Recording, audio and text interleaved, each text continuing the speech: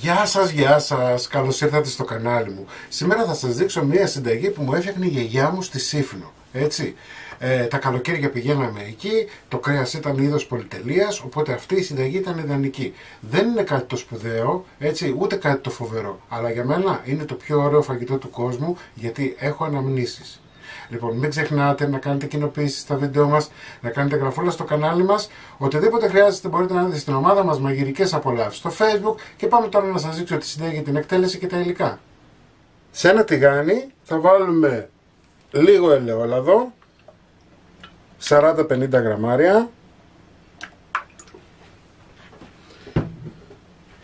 Εδώ έχουμε σηκωτάκια πουλιών, κοτόπουλου, έτσι. Θα ανάψουμε τη φωτιά μας και όπως σας είπα στην αρχή, αυτή είναι μια συνταγή που μου έφτιαχνε η γιαγιά μου παλιά στη Σύφνο. Τότε δεν υπήρχαν τίποτα, δεν υπήρχαν φούρνοι, δεν υπήρχαν μικροπολία, οπότε τι κάνανε οι νοικοκυρές οι παλιές, πέρανε κοτόπουλα από την Αθήνα, τα μεγαλώνανε, παίρνανε τα αυγά τους και μετά το κρέας τους.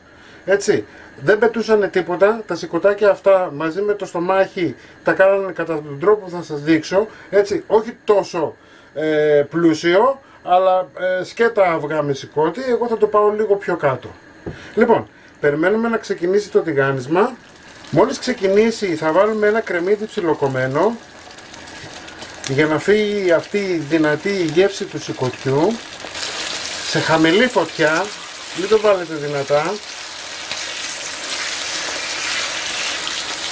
Τα σηκωτάκια είναι περίπου στο μισό κιλό.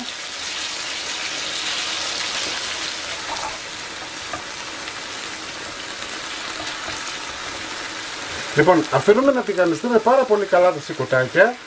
Μέχρι να τηγανιστούν, εδώ έχω 4 αυγά. Θα βάλω 2 κουταλιές της σούπας νερό. Θα χτυπήσω.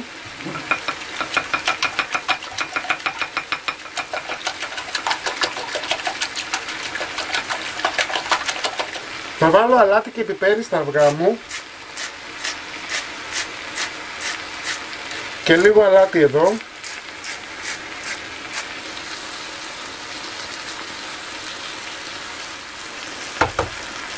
Αφήνουμε να τηγανιστούν καλά, να φύγει και η υγρασία πολύ και θα συνεχίσουμε. Μόλις τηγανιστούν καλά και αρχίζουν να τσιγαρίζονται πλέον, θα κόψουμε λίγο μαϊντανό. Μην φανταστείτε, δεν βάζανε ούτε μαϊντανό, ούτε τυρί, το μόνο που βάζανε ήταν τα σηκωτάκια που βλέπετε και αυγουλάκια. Θα βάλουμε το μαϊντανό.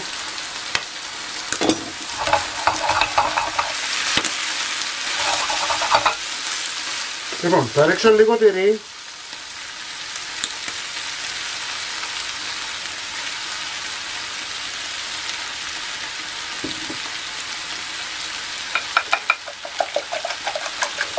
Θα ρίξω τα αυγά.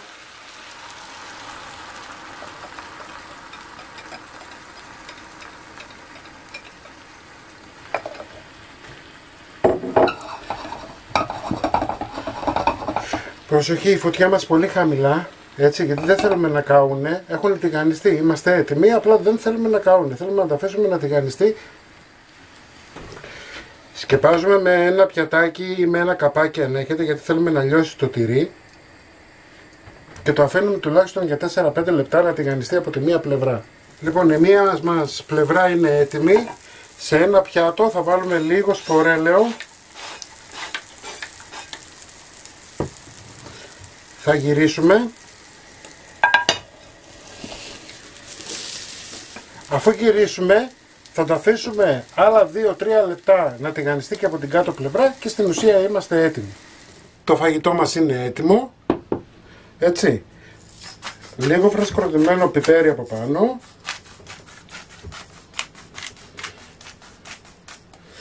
και είμαστε έτοιμοι.